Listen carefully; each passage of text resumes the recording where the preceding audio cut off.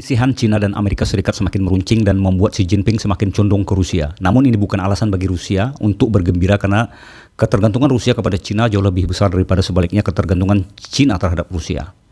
Di sela-sela Kongres Nasional yang sedang berlangsung di Beijing, pemimpin Cina Xi Jinping mengecam keras Amerika Serikat yang disebutnya ingin menindas negaranya. Dia berbicara tentang pengepungan dan berikrar kepada partai dan rakyatnya untuk menghadapi sekuat tenaga tantangan yang belum pernah terjadi sebelumnya. Cina harus memiliki keberanian untuk berperang, kata Xi Jinping menegaskan. Ancaman Amerika ini juga sering datang dari mulut Presiden Rusia Vladimir Putin.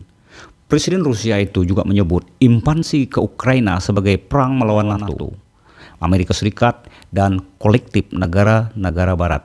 Tentu saja Putin gembira mendapat dukungan dari mitranya di Beijing, tetapi Rusia dan China adalah dua mitra yang tidak setara dan punya kepentingan yang berbeda. Vladimir Putin dan Xi Jinping kira-kira memiliki usia yang sama, 70 tahun dan 69 tahun. Menurut media, mereka telah bertemu hampir 40 kali dalam 10 tahun terakhir. Gaya kepemimpinan mereka menurut media barat juga mirip, yaitu otoriter. Tentu saja ini kan standar barat ya. Nah, selama bertahun-tahun keduanya telah menghabisi lawan-lawan politiknya dan berkuasa tanpa tandingan. Putin dan Xi juga tidak pernah merahasiakan kecenderungan mereka untuk menolak tatanan demokrasi dunia yang sudah ada, yaitu tatanan yang selama ini sudah diatur oleh dunia barat atau dipioner atau dipelopori oleh dunia barat dengan prinsip negara hukum dan kebebasan berpendapat. Ini demokrasi yang paling banyak dianut oleh dunia sekarang ya. Namun, ada perbedaan besar antara kedua negara berdasarkan produk domestik brutonya. Cina adalah ekonomi terbesar kedua di dunia setelah Amerika Serikat dan negara pengekspor yang sukses. Sedangkan perekonomian Rusia sekitar 10 kali lipat lebih kecil di bawah Cina. Beberapa dekade lalu mungkin situasinya masih berbeda ketika Uni Soviet merupakan adik kuasa dan Cina masih negara berkembang kelas 2. Namun, berbeda dengan Cina, Rusia gagal dalam melakukan modernisasi yang berarti. Serangan Putin ke Ukraina juga tidak diperhitungkan dengan cermat, sehingga secara politik, militer, dan ekonomi langkah itu melempar Rusia belasan tahun ke belakang. Ini menurut para pengamat dunia yang bersepakat ya. Terlebih lagi invasi Rusia ke Ukraina malah justru semakin menyatukan Barat dan NATO. Berbeda dari perkiraan Putin bahwa akan terjadi perpecahan dan kebingungan ketika negara-negara Barat kehilangan pasok gas dan minyak. Di NATO dan Uni Eropa malah mulai melepaskan diri dari ketergantungan pada gas walaupun mereka terluka dan menderita. Mereka melepaskan diri dari minyak dan batu bara Rusia. Maka Rusia terpaksa harus mencari pasar baru di Asia dan harus menawarkan harga jauh lebih rendah daripada yang dulu dibayar oleh negara-negara Uni Eropa.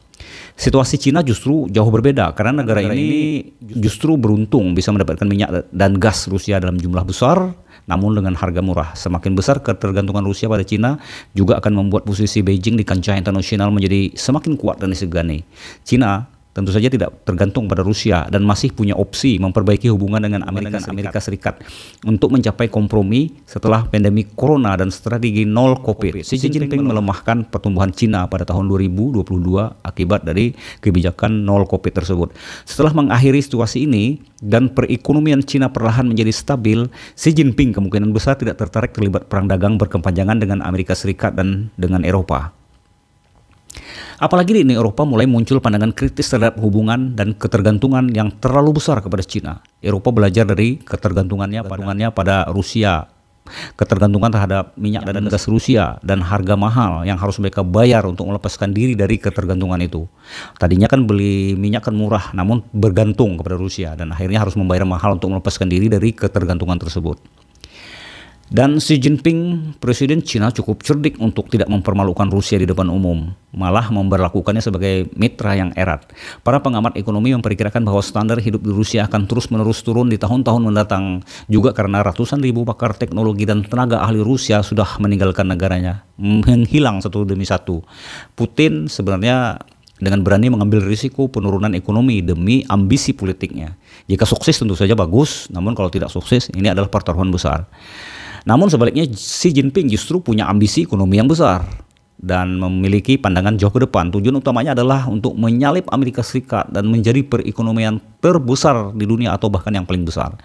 Sebuah studi baru oleh Institut Jerman untuk Masalah Keamanan Internasional (SWP) di Berlin menyoroti lagi kunjungan Xi Jinping ke Amerika Serikat pada tahun 2012 yang lalu, berapa puluh tahun lalu ya.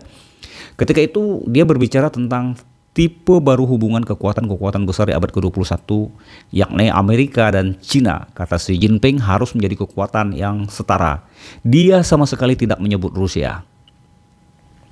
Bagi Cina, Rusia sekarang menjadi mitra strategis terpenting karena Rusia dan Cina memiliki posisi yang sama untuk menentang hegemoni Barat.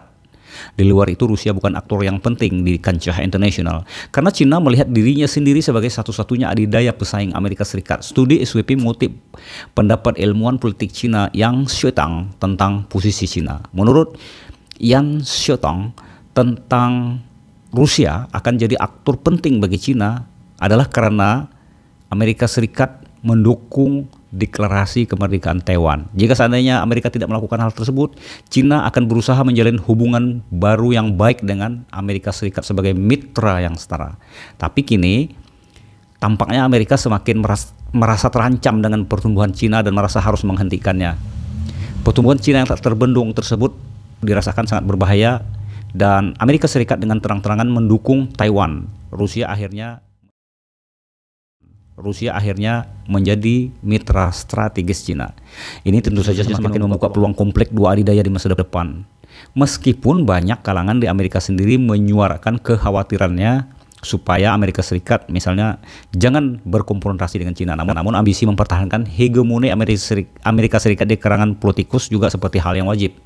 Maka dari itu Xi Jinping akhirnya memerintahkan militernya agar siap apabila kelak harus berhadapan dengan Amerika Serikat. Oke, cukup sekian, tapi dunia kita lihat semakin penuh dengan ketidakpastian. Sampai jumpa lagi.